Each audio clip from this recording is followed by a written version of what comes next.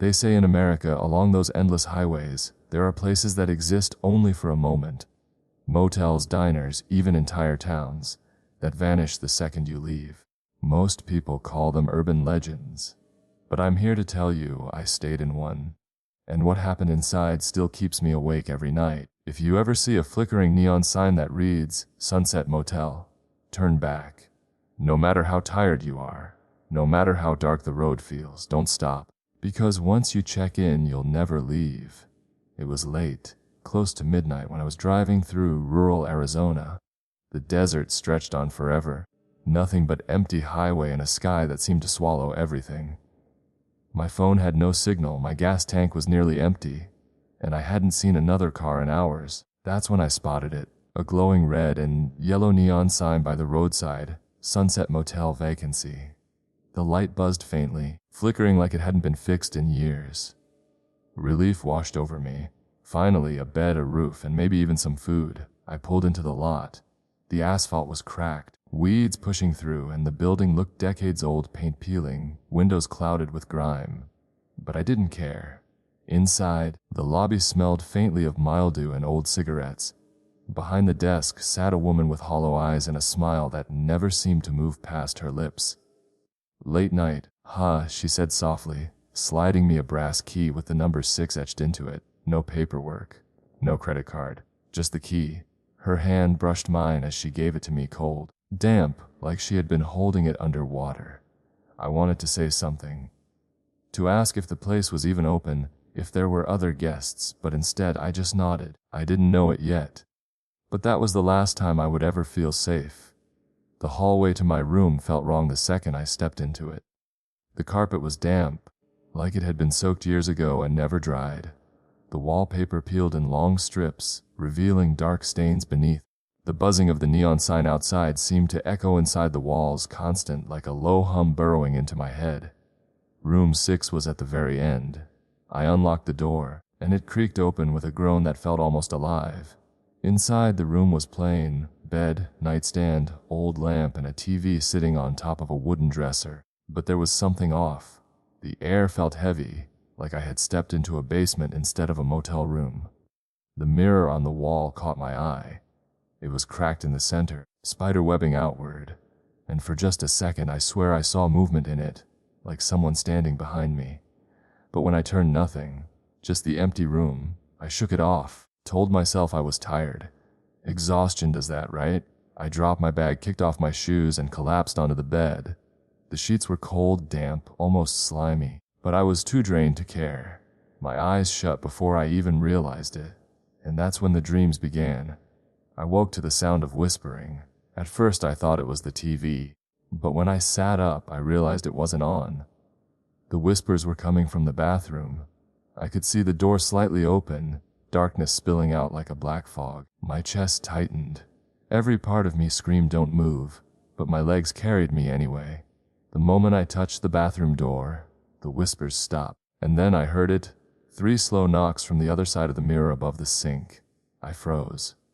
Because I was alone, the mirror's cracked glass shivered as if something pressed against it from the inside. And then I heard my own voice whisper back at me from the mirror, "You shouldn't be here." I stumbled back, slamming the bathroom door shut, heart racing so fast I thought it would explode. But when I turned around, my room wasn't the same anymore. The walls were dripping. The floor was wet, and the bed I had just been sleeping on was empty. The sheets still dented, as if someone else was lying there. I couldn't breathe. The room felt alive, pulsing like it had veins hidden in the walls. Every instinct told me to grab my bag and run. But when I reached for the door, the brass key on the nightstand rattled violently on its own.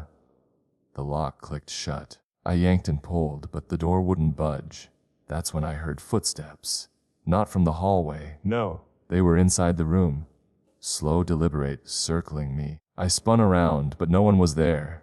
The cracked mirror, however, had changed. It no longer showed my reflection. Instead, it showed 3 people. A man in a faded suit, a woman in a torn dress, and a little boy clutching a stuffed rabbit. Their skin was pale, waterlogged like they had been pulled from a lake. They stared straight at me, their mouths moving in unison. I couldn't hear what they were saying at first, until their whispers filled the room. Room 6 never lets go. The boy pressed his hand against the inside of the mirror, and that's when I saw it. Wet handprints forming on the outside of the glass. I stumbled back, slamming against the dresser. The old TV flickered to life on its own. Snow. Static. But beneath the static I could see something faint. Another motel room, almost identical to mine but darker, drenched in shadows. And on the bed I saw myself, lying motionless. I snapped my head toward the actual bed in my room, and for the first time, I realized the sheets weren't indented by nothing.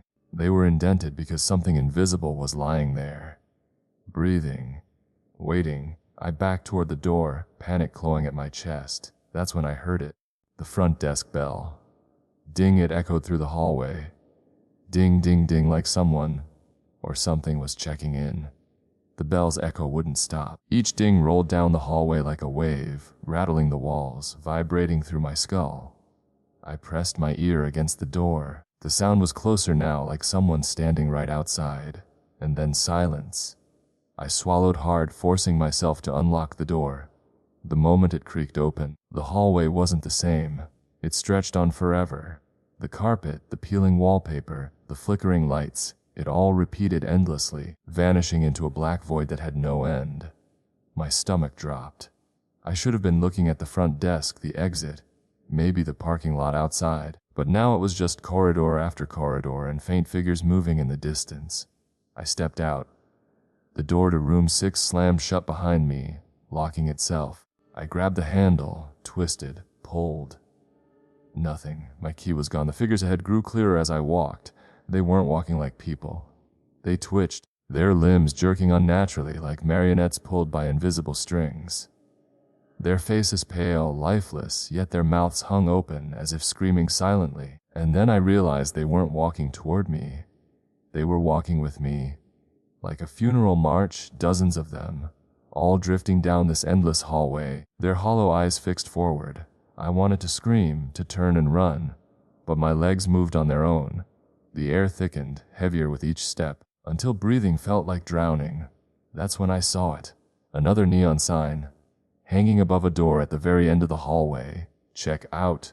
Relief shot through me. My pace quickened. Finally an exit. But as I got closer, my stomach twisted into ice. Because that door wasn't a way out, it was a mirror. And in its reflection, I saw every one of those puppet-like guests staring directly at me. Their mouths moved in unison, whispering one phrase that made my blood run cold. "You're already one of us." I staggered toward the glowing, "check out" sign, every instinct in me screaming to run, to fight, to do something. But my body wasn't listening. The mirror door pulsed with a dull light like it was breathing. The closer I got, the more distorted my reflection became. My skin looked gray, my eyes hollow, my mouth slack, just like the other guests. "No," I whispered, shaking my head. "That's not me. That's not me." But the reflection smiled, and I didn't. The puppet-like figures slowed their march, surrounding me in silence. I could feel them press close, their damp skin brushing against mine, their breath cold and sour. Then, in unison, they whispered, "Time to check out." The mirror rippled like water. My reflection reached out, its hand pushing through the glass. Cold fingers clamped onto my wrist, pulling hard. I dug my heels into the carpet, screaming, but the other guests began pushing me forward, forcing me closer to the surface. My chest hit the glass. It felt like plunging into ice water.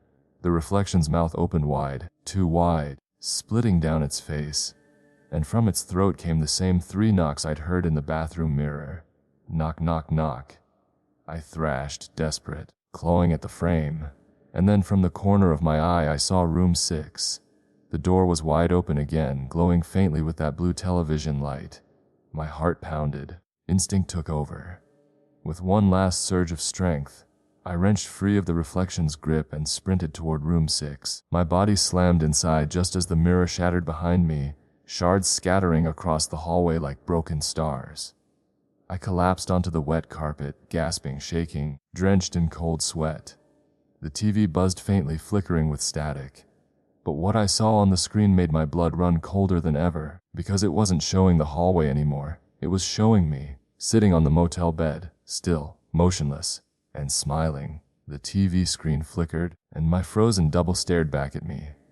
Its smile was wide, unnatural, stretching beyond what a human face should be able to do. I stumbled to my feet, shouting at the screen, "Who are you? What do you want from me?" The static warped, and my double's voice came through, layered, distorted, like 100 versions of me speaking at once. "You checked in. You can't check out." The room's lights dimmed, buzzing faintly, then went out completely.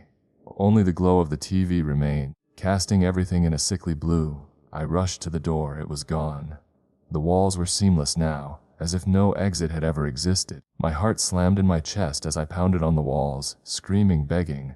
And then I heard it. The front desk bell. Ding, ding, ding. It echoed from nowhere, yet it filled the room, vibrating through my bones. The whisper started again, voices of the other guests surrounding me, seeping through the cracks in my mind.